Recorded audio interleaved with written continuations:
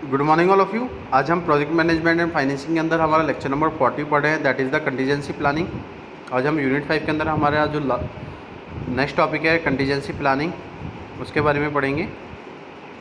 अगर आप देखें तो कंटीजेंसी का मतलब क्या होता है, अगर आप देखें तो कंटीजेंसी का मतलब है कंडीशन सर्कमटेंसेस जिसके बेसिस पे हम प्लानिंग कर रहे हैं किसी भी प्रोजेक्ट के अंदर। तो जब हम रिस्क को देखते हैं जो कि किसी कंडीशन के अंदर, किसी सर्कमटेंस के अंदर अराइज हो रही है, तो उस समय हमें अपने प्रोजेक्ट की किस तरीके की प्लानिंग करनी होती है।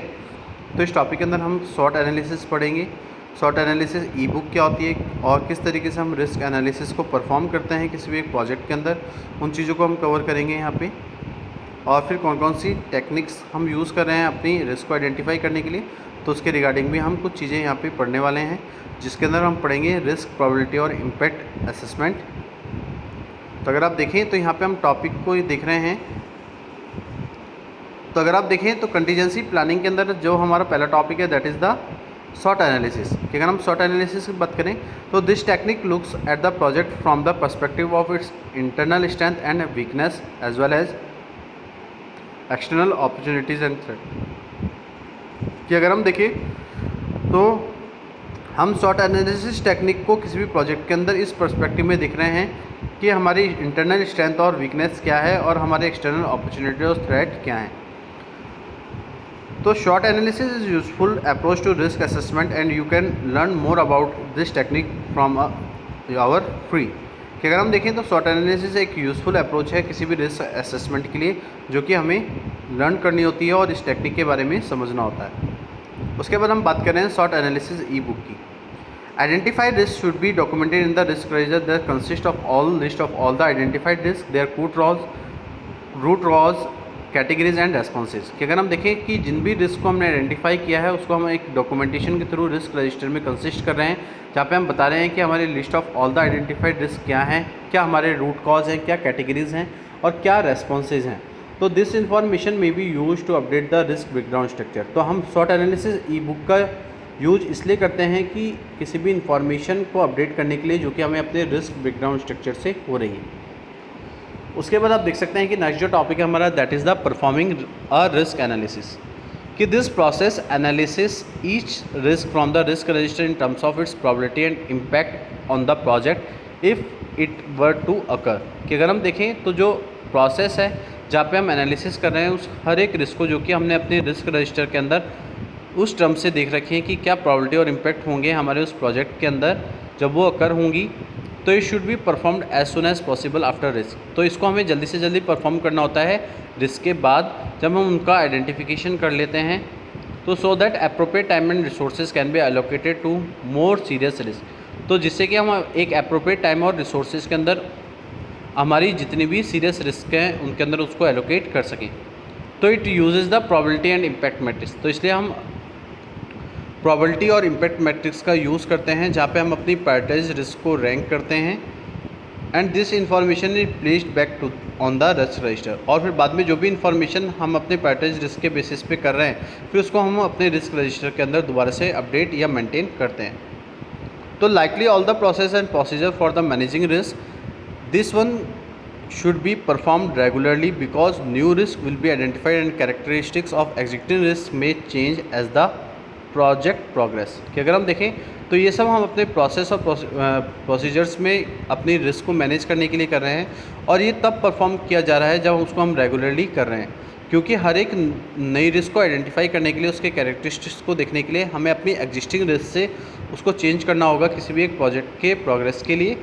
तो the risk management plan part of the overall project plan will expand the overall approach that need to be taken to risk management on this particular project. तो हमें अपने रिस्क मैनेजमेंट प्लान के अंदर means हमारे overall project plan है उसको हमें explain करना होगा अपनी ओवरऑल अप्रोच से, जो कि हमें नीड हो रही है कि वो हम अपने रिस्क मैनेजमेंट के लिए लें किसी भी एक पर्टिकुलर प्रोजेक्ट के अंदर। तो it will detail how much risk is acceptable. तो ये हमें एक डिटेल बताएगी कि कितनी रिस्क को हमें एक्सेप्ट करना है and who should be involve in carrying out, और कौन इसको कैरी करेगा अपने क्वान्टिटेटिव एनालिसिस के लिए। तो वो सब हमें अपने रिस्क के अंदर देखना होता है। The key element of this plan used in the process and roles and responsibility for conducting risk management, budget, schedule for risk management activities, definition of risk categories, definition of risk, probability and impact metrics and stakeholder risk tolerance। कि अगर हम देखें तो जो भी की element हम अपने प्लान के अंदर यूज़ कर रहे हैं इस प्रोसेस के अंदर, जहाँ पे हम रोल्स और रेस्पॉन्सिबिलिटीज़ को बता रहे हैं, जब हम किसी रिस्क मैनेजमेंट को कंडक्ट करेंगे तो हम अपने बजट को देख रहे हैं, शेड्यूल को देख रहे हैं, जो कि एक रिस्क मैनेजमेंट एक्टिविटीज़ के अंदर हो रहा है। हम अपने रिस्क कैटेगरीज़ को डिफ़ाइन कर रहे हैं, अपने रिस्क प्रोबेबिलिटी को डिफ़ाइन कर रहे हैं, इम्पैक्ट्स को बता रहे हैं, प्रोबेबिलिटी और इम्पैक्ट मैट्रिक्स एनालिसिस टूल का यूज़ कर रहे हैं, और स्टेक होल्डर की रिस्क टॉलरेंस को भी इसमें इंक्लूड कर रहे हैं। तो they are the various technique that can be use to identify risk. अगर हम देखें तो किसी भी रिस्क को आइडेंटिफाई करने के लिए हमारे पास बहुत सारी टेक्निक्स है जिनका हम यूज़ करते हैं अपनी रिस्क को आइडेंटिफाई करने के लिए। तो अगर हम देखें तो फर्स्ट जो टेक्निक है that is the risk probability and impact assessment. कि अगर हम फर्स्ट टेक्निक की यहाँ पे बात करें तो वो है रिस्क प्रोबेबिलिटी और impact assessment. Risk probability assessment investigate likelihood that each specific risk will occur, whereas risk impact assessment investigate the potential effect on a project objective such as schedule, budget, quality और performance। कि अगर हम देखें तो risk probability assessment को हम investigate इसलिए कर रहे हैं जहाँ पे हम हर एक स्पेसिफिक रिस्क को देख सकें जो भी एक प्रोजेक्ट में अकर हो रही हैं। साथ साथ हम अपने रिस्क इम्पैक्ट असेसमेंट को भी करें जहाँ पे हम इन्वेस्टिगेट कर रहे हैं अपने पोटेंशियल इफेक्ट्स को, जो कि एक प्रोजेक्ट के ऑब्जेक्टिव्स को उसके शेड्यूल, बजट और क्वालिटी और परफॉर्मेंस के बेसिस पे इफेक्ट कर रहे हैं। तो both the likelihood and impact are given a score. तो जो भी हमारे लाइक्लीहुड होंगे, जो भी इम्पैक्ट्स होंगे, हमें उसमें स्कोर करना होगा, जिससे कि हम according to the definition given in the risk plan and these can be consider together to provide a risk score. तो हम इसलिए इसको अपने डेफिनेशन के अंदर अपने रिस्क प्लान को बता रहे हैं, जिससे कि हम कंसीडर कर सकें कि किस तरीके के रिस्क स्कोर को हमें प्रोवाइड करना होगा उनके बीच में। तो risk with a high score will be a given high priority. तो जिन रिस्क को आपने हाई स्कोर दिया है वो आपके हाई प्रायोरिटी रिस्क होंगी, while those with a low score will be included on a watch list for future monitoring. और जो भी रिस्क को आपने लो स्कोर दिया है उनको हम इंक्लूड करेंगे अपने फ्यूचर मॉनिटरिंग के लिए, जहाँ पे हम उनको रेगुलर वॉच करते रहेंगे। तो आज के टॉपिक के अंदर हमने कुछ चीज़ें यहाँ पे कंसिडर की और यहाँ पे हमने पढ़ा कि किस तरीके से हम एक कंटीजेंसी प्लानिंग कर सकते हैं हमारी कंडीशंस के बेसिस पे, हम सर्कमस्टेंसेस के बेसिस पे। तो यहाँ पे हमने सबसे पहले पढ़ा कि शॉर्ट एनालिसिस क्या होता है। तो आपने क्या देखा कि ये जो टेक्निक है किसी भी प्रोजेक्ट के अंदर इस पर्सपेक्टिव में देखी जाती है कि क्या हमारे इंटरनल स्ट्रेंथ और वीकनेसेस हैं, क्या हमारे एक्सटर्नल अपॉर्चुनिटी और थ्रेट है। तो शॉर्ट एनालिसिस इसलिए यूज़फुल अप्रोच है जब हम उसको रिस्क असेसमेंट के लिए करते हैं, और इस टेक्निक को हम अपने पर्टिकुलरली किसी भी रिस्क के लिए असेसमेंट के लिए, उसके एनालिसिस के लिए करते हैं, जहाँ पे हम अपने एक्सटर्नल फैक्टर से देखेंगे क्या अपॉर्चुनिटीज़ और थ्रेट हमें प्रोजेक्ट के अंदर रिसीव हो रहे हैं और किस तरीके के हमारे इंटरनल फैक्टर से स्ट्रेंथ और वीकनेसेस मिल रही हैं।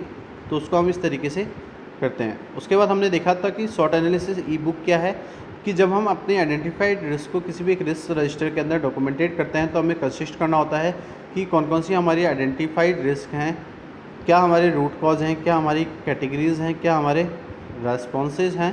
तो जो भी इंफॉर्मेशन हमें मिल रही है उसके बेसिस पे हम अपने रिस्क ब्रेकडाउन स्ट्रक्चर में उसको अपडेट करते हैं, जो कि एक रिस्क रजिस्टर में मेंटेन की जाती है। उसके बाद हमने देखा कि रिस्क एनालिसिस को किस तरीके से परफॉर्म किया जाता है। तो जब भी हम किसी प्रोसेस एनालिसिस को करते हैं हर एक रिस्क के लिए, तो हम रिस्क रजिस्टर के अंदर उन टर्म्स को बताते हैं कि क्या प्रोबेबिलिटी और इम्पैक्ट है उस प्रोजेक्ट के अंदर जब वो रिस्क अकर हो रही है। साथ साथ हम परफॉर्म करते हैं उसको जल्दी से जल्दी जब हम किसी रिस्क को आइडेंटिफाई कर लेते हैं कि उसके अंदर किस तरीके के टाइम और रिसोर्सेज को हमें एलोकेट करना होगा जब हम ज़्यादा से ज़्यादा सीरियस रिस्क को देखेंगे।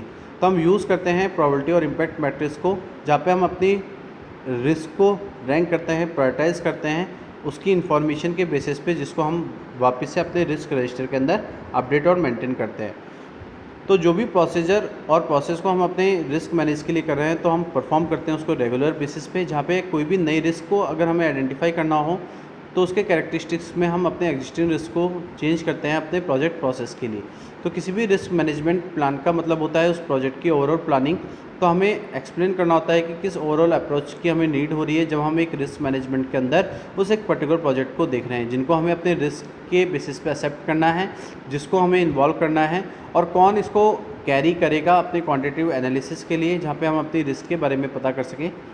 तो हर एक की एलिमेंट को देखना होता है जब हम अपने रिस्क की प्लानिंग करते हैं। तो उस प्रोसेस के अंदर हम अपने सारे रोल्स और रेस्पॉन्सिबिलिटीज़ को देखते हैं जो कि एक रिस्क मैनेजमेंट के अंदर कंडक्ट किया जा रहा है। साथ साथ हम अपने प्रोजेक्ट के बजट को देखते हैं, शेड्यूल को देखते हैं, रिस्क मैनेजमेंट एक्टिविटीज़ को देखते हैं, रिस्क कैटेगरीज़ को देखते हैं, रिस्क प्रोबेबिलिटी और इम्पैक्ट को देखते हैं जो कि हमें डिफाइन करनी है। साथ साथ प्रोबेबिलिटी और इम्पैक्ट मैट्रिक्स को देखते हैं। साथ साथ स्टेक होल्डर की क्या रिस्क टॉलरेंस है वो भी हम अपने प्रोजेक्ट के रिस्क के अंदर एक कंटीजेंसी प्लानिंग के अंदर करते हैं। तो आज का जो टॉपिक है वो हमारे यहाँ पे कंप्लीट होता है। आज के लिए इतना ही। Thank you so much and have a nice day.